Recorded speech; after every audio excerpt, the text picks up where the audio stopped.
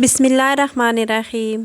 ذرا تصور کریں، جب کشتی ڈولی ہوگی اور پہلا ہچکولا کھایا ہوگا تو تا حد نگاہ پھیلے ہوئے طاقتور و عظیم سمندر اور اس کی بے رحم موجوں میں اپنی موت کا منظر نامہ دیکھا ہوگا ان بد نصیب 300 پاکستانیوں نے، تو نہ جانے کتنے خواب ٹوٹے ہوں گے، کتنی امنگیں بجھی ہوں گی اور کتنی آرزوئیں خون ہوئی ہوں گی۔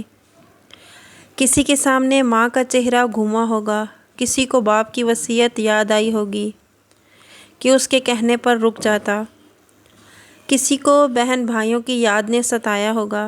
یہ مرنے والے نوجوان کتنے جیدار تھے، ان کو ایجنٹ نے بتایا ہوگا کہ اس راستے میں موت کا سامنا بھی ہو سکتا ہے، لیکن پھر بھی سہانے مستقبل کے سپنے آنکھوں میں سجائے ان بہادروں نے اس پرخطر وادی میں قدم رکھا۔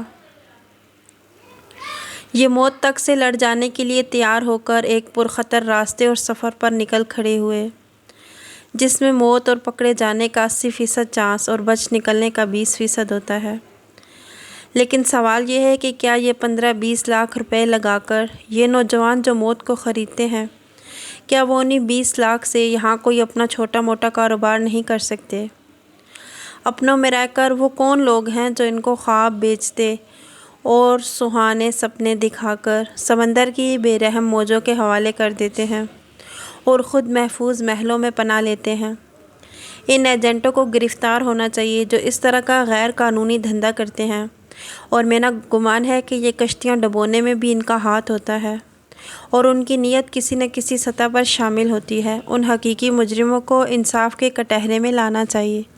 اگر آپ بھی میری بات سے متفق ہیں تو کمنٹ باکس میں ضرور بتائیے گا۔ جزاکم اللہ خیراً کثیراً۔